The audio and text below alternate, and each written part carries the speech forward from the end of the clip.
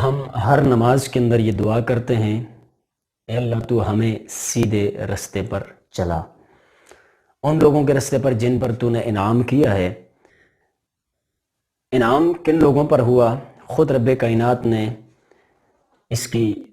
تشریح فرما دی دوسرے مقام پہ،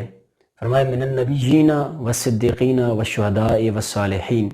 فرمایا نبیوں پر، صدیقین پر اور شہداء پر اور صالحین یعنی اللہ والوں پر، ولیوں پر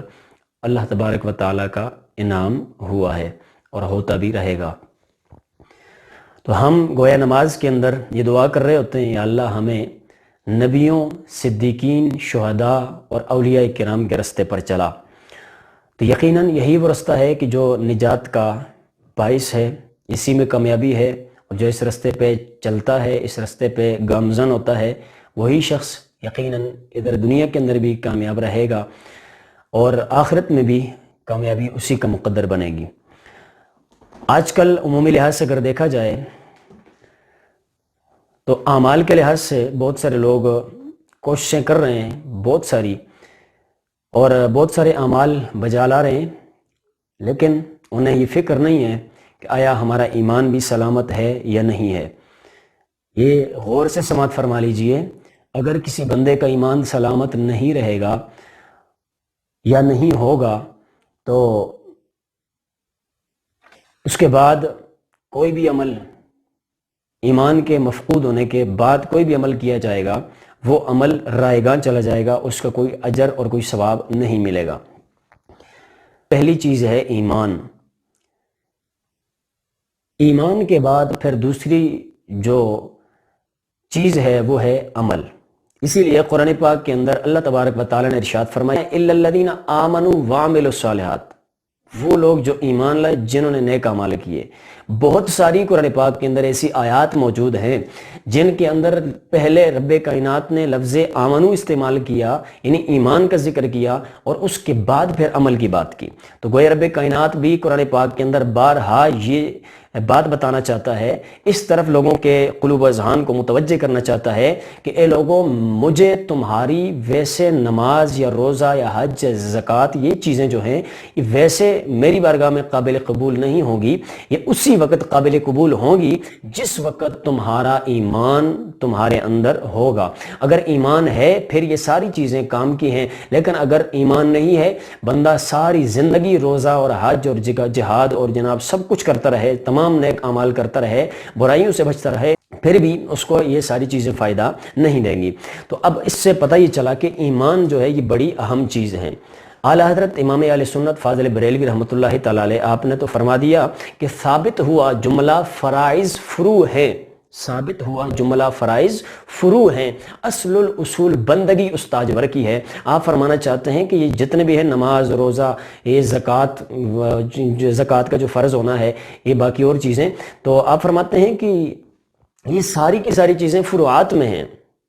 اصل جو ہے وہ نبی علیہ السلام کی ذات عالی شان ہے، آپ پر ایمان لانا ہے، آپ کا ادب کرنا ہے، آپ کا احترام کرنا ہے۔ اور جس شخص کے دل کے اندر نبی علیہ السلام کا ادب اور پیار نہیں ہوگا، جس کے دل کے اندر نبی علیہ السلام کے ساتھ وفاداری کا جذبہ نہیں ہوگا، جس کے دل کے اندر نبی علیہ السلام کے ساتھ لگن نہیں ہوگی، تو پھر وہ شخص لاکھوں نمازیں پڑھے، حج کرے، سب کچھ کرے، اس کا سب کچھ رائیگاں چلا جائے گا اور بالآخر اس کے منہ پہ مار لیا جائے گا، وہ قبول رب کائنات کی بارگاہ میں نہیں کیا جائے گا۔ تو پتہ چلا نبی علیہ السلام کی ذات عالی شان پر ایمان رکھنا، آپ کا ادب کرنا، آپ کی تعظیم کرنا، آپ کی توقیر کرنا جو ہے یہ بڑا اہم معاملہ ہے۔ اور جو شخص نبی السلام کی تعظیم اور توقیر اور عزت کرتا ہے، ادب کرتا ہے، وہی شخص جب نماز پڑھے گا اس کی نماز بھی قبول ہوگی، روزہ رکھے گا اس کا روزہ بھی قبول ہوگا، جو حج کرے گا تو اس کا حج بھی قبول ہوگا۔ اسی طرح اور نیک جتنے بھی اعمال وہ بندہ کرے گا جو نبی السلام کا با ادب ہے، گستاخ نہیں ہے، تو اس شخص کی یہ ساری چیزیں قبول ہوں گی۔ لیکن اس شخص کے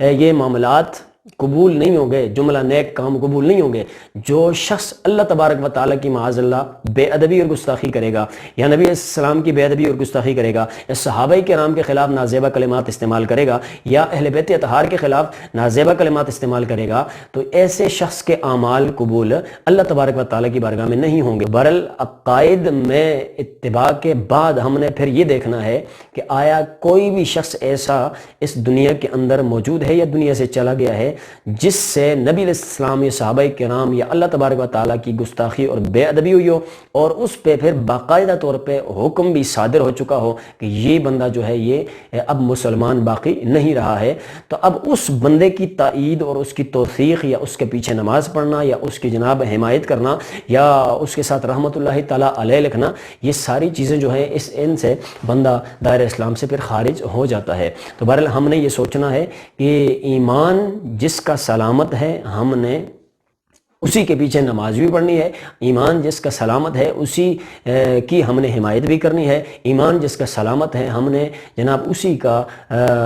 جو پلہ ہے اسی کو تھامنا ہے، اور جس کا ایمان سلامت نہیں، جو اللہ تبارک و تعالیٰ کی بارگاہ کے اندر عجیب اور نازیبہ قسم کے کلمات استعمال کرتے ہیں، وہ ہمارے کچھ بھی نہیں لگتے ہیں۔ میں نہیں کہتا، اللہ تبارک و تعالیٰ نے خود ارشاد فرمایا وَلَا تَرْكَنُوا إِلَى الَّذِينَ ظَلَمُوا، فرمایا جو ظالم ہیں ان کی طرف تمہارا میلان نہیں ہونا چاہیے، ان کی طرف تمہارا جھکاؤ نہیں ہونا چاہیے۔ اور اللہ تبارک و تعالیٰ نے باقاعدہ طور پہ ارشاد فرمایا قرآن پاک کے اندر کہ لا تتخذوا الکافرین اولیاء من دون المؤمنین، فرمایا کہ مومنوں کے علاوہ کافروں کو اپنا دوست نہ بناؤ، یعنی دوست اگر کسی کو بنانا ہے تو مومن ہی کو بناؤ، کافر کو دوست نہیں بنانا ہے۔ کافر کو دوست بنانے کی ممانعت جو ہے یہ میں نہیں بلکہ رب کائنات نے قرآن پاک کے اندر خود ارشاد فرمایا ہے۔ اور اس کے علاوہ